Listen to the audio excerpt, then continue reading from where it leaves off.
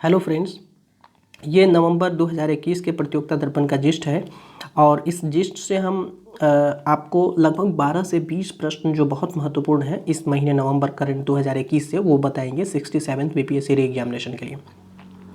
ध्यान दीजिए फ्रेंड्स, हमारा एक ऐसा सीरीज चल रहा है जिसमें हम 67th बीपीएससी री एग्जामिनेशन के करंट अफेयर को कवर कर रहे हैं, जिसमें अगस्त 2021 के प्रतियोगिता दर्पण से लेकर के पूरे एक वर्ष अगस्त 2022 तक के पीढ़ी को हम कवर करने जा रहे हैं, वो भी केवल एक ही दिन में। आज ही हम शुरू करेंगे, आज ही हम ख़त्म करेंगे। मात्र 8 से 10 मिनट का वीडियो होगा और इसमें आपको वो सभी 20-20 प्रश्न जो हैं 18 से 20, 12-15 से 20 के संख्या में होंगे हर एक महीने से, जो आपको बताए जाएंगे वीडियो के माध्यम से।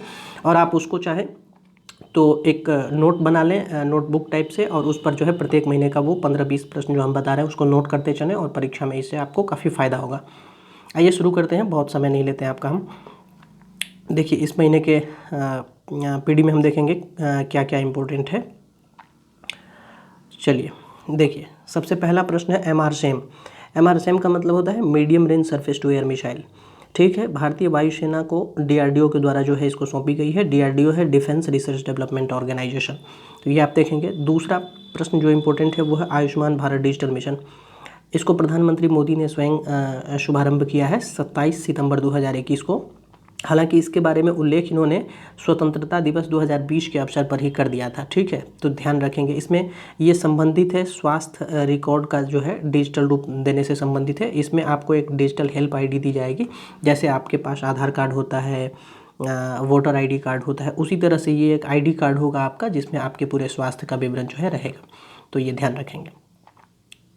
नेक्स्ट इंपॉर्टेंट प्रश्न है आकाश प्राइम। डीआरडीओ के द्वारा विकसित है और सरफेस टू एयर मिसाइल है। ठीक है, प्रधानमंत्री पोषण योजना इंपॉर्टेंट है। 29 सितंबर 2021 को पीएम मोदी, प्रधानमंत्री मोदी ने मध्याह्न भोजन योजना का नाम जो है परिवर्तित कर दिया है, ये ध्यान रखना है। इसको जो है शुभारंभ किया गया था 1995 में ही, और 2021-22 से लेकर के 2025-26 यानी 5 वर्ष तक जारी रखने की मंजूरी इस योजना को मिली है। इसमें रुपए पैसे आपको ध्यान नहीं रखने हैं, और ये ध्यान रखना है ये जो योजना है प्रधानमंत्री पोषण योजना, जिसको मध्याह्न भोजन योजना के नाम से इसको जो परिवर्तित किया गया है प्रधानमंत्री पोषण योजना, इसमें क्लास 1 से लेकर के 8 तक के जो है बच्चे इसमें शामिल किए जाते हैं। ठीक है, तो ये ध्यान रखेंगे।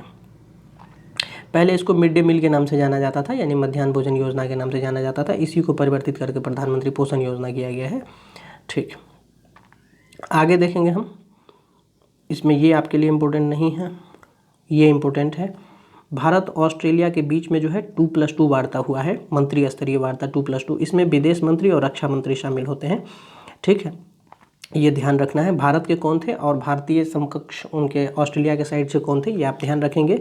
एक चीज़ यहाँ ये ध्यान रखिए इसमें कि 2+2 वार्ता जो भारत का अभी जो हो रहा है वो केवल 3 देश के साथ चल रहा है, जिसमें भारत अमेरिका, भारत जापान और भारत ऑस्ट्रेलिया है। भारत का रूस के साथ भी जो है वार्ता प्रस्तावित है। अगर होता है तो भारत जो है 4 देश के साथ 2+2 वार्ता करेगा। नेक्स्ट जो इम्पोर्टेंट है वो है इंस्पिरेशन 4 मिशन।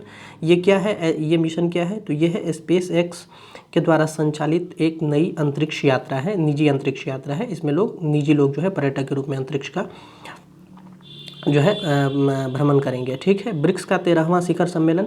अभी हम आपको नवंबर 2021 के पीडी से बता रहे हैं, अभी आज ही हम अपलोड करेंगे जब अगस्त 2022 के पीडी को, तब बताएंगे कि इसका ब्रिक्स का 14वां शिखर सम्मेलन भी हो गया है। ये चीन की मेज़बानी में हुआ है, लेकिन 13वां जो है अभी हम बता रहे हैं तो ये भारत की मेज़बानी में 2021 में हुआ था। ठीक है, 9 सितंबर 2021 को ऑनलाइन ही हुआ था। ठीक, इसमें बहुत ज़्यादा कुछ आपको ध्यान नहीं रखना है। बहुत इंपॉर्टेंट एक ये है 66 बीपीएससी में पूछा गया था क्वाड के बारे में। हो सकता है री एग्जामिनेशन में आपसे ऑकस के बारे में पूछा जाए। इसमें 3 देश हैं, अमेरिका, ब्रिटेन और ऑस्ट्रेलिया। ये एक त्रिपक्षीय गठबंधन है। ठीक है, फ्रांस और चीन ने इस पर जो है आपत्ति जताई है, तो ध्यान रखेंगे आप इसके बारे में, ऑकस के बारे में।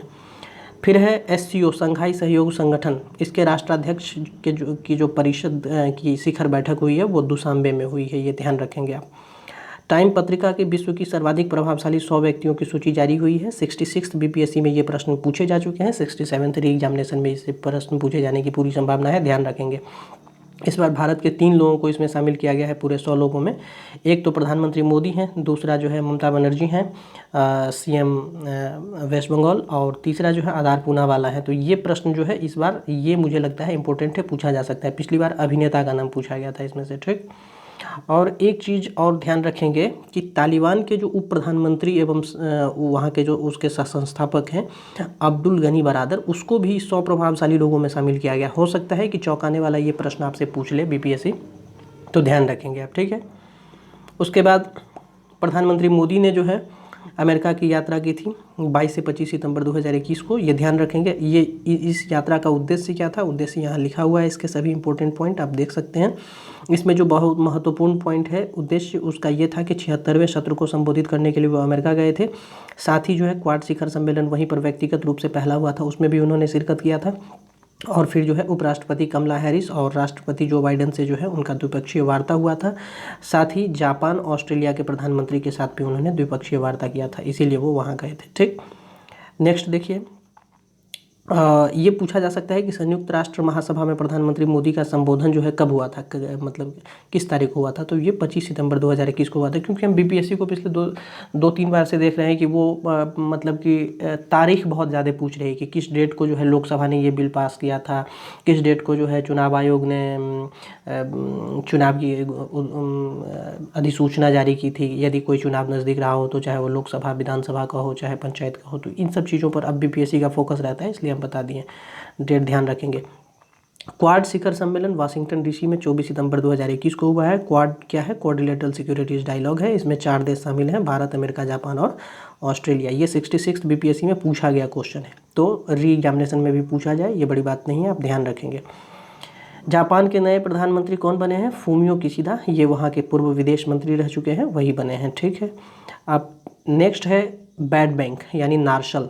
देखिए नेशनल एसेट कंस्ट्रक्शन कंपनी है ये, इसको बैड बैंक के नाम से जाना जा रहा है। ये क्या है बैड बैंक, क्यों इसको संज्ञा मिली है, क्योंकि एनपीए जो होता है नॉन परफॉर्मिंग एसेट, एक बैंकिंग टर्म का एक शब्दावली है, बैंक में ये यूज़ किया जाता है। तो वहाँ जो डूबते, जो बैंक में जो ऋण लोग लेते हैं और जब लोग उसको वापस नहीं करते हैं, तो वो डूबते ऋण को एनपीए कहा जाता है, उस डूबते ऋण को। उसी की वसूली के लिए जो है इसका संचालन हो रहा है। वर्तमान में देश में जो बैंक का एनपीए है वो लगभग 2 लाख करोड़ से अधिक का हो चुका है, तो ये ध्यान रखेंगे आप।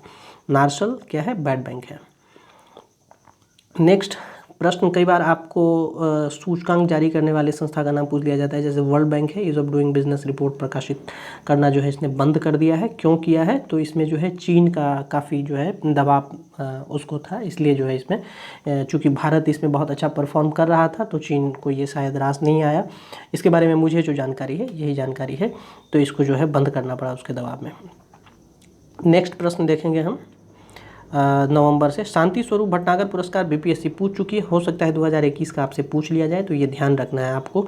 इस क्षेत्र, किसी एक क्षेत्र से आपको पूछा जाएगा, आप देख लीजिएगा वीडियो पॉज करके, ठीक है। उसके बाद जो ये सब इम्पोर्टेंट नहीं है, ये भी इम्पोर्टेंट नहीं है। एक्सरसाइज बहुत इंपॉर्टेंट होता है बीपीएससी के लिए। ब्राइट स्टार, कजिंद, फिला निपोन 2021 और संसद टीवी का शुभारंभ, ये चारों इंपॉर्टेंट है, देख लीजिएगा आप, ठीक है। मिस्र का द्विवार्षिक सैन्य अभ्यास है ब्राइट स्टार, लेकिन इसमें भारत जो है शामिल नहीं है। भारत और कजाकिस्तान का द्विवार्षिक सैन्य अभ्यास है कजिन 2021, ध्यान रखना है। और फिला निपोन जो है, देखिए नाम से ही स्पष्ट हो रहा है, फिला निपोन ये जापान से संबंधित है, जापान की अंतर्राष्ट्रीय डाक टिकट प्रदर्शनी है ये। और संसद टीवी का शुभारंभ, संसद टीवी में लोकसभा और राज्यसभा दोनों को मर्ज करके किया गया है। इसके शुभारंभ करने में जो है उपराष्ट्रपति थे, प्रधानमंत्री थे और लोकसभा अध्यक्ष थे, इस तीनों आदमी ने मिलकर जो है इसको शुभारंभ किया है, ठीक। अब खेल कूद से हम देख लेते हैं क्या क्या इंपॉर्टेंट है। आईपीएल 14 के बारे में हम आगे बताएंगे जब पूरा फाइनल हो जाएगा, मतलब मैगजीन के हिसाब से फाइनल तो हो ही गया है। चलिए ये देखिए 66 बीपीएससी में प्रश्न पूछा गया था कि महिला एकल विजेता जो है अमेरिकी ओपन यानी यूएस ओपन शब्द का प्रयोग किया गया था, कौन थी। तो इस बार 67th री एग्जामिनेशन में आपसे दोहराया जा सकता है, तो ध्यान रखेंगे। इसमें पुरुष एकल विजेता और महिला एकल विजेता दोनों का नाम रखेंगे।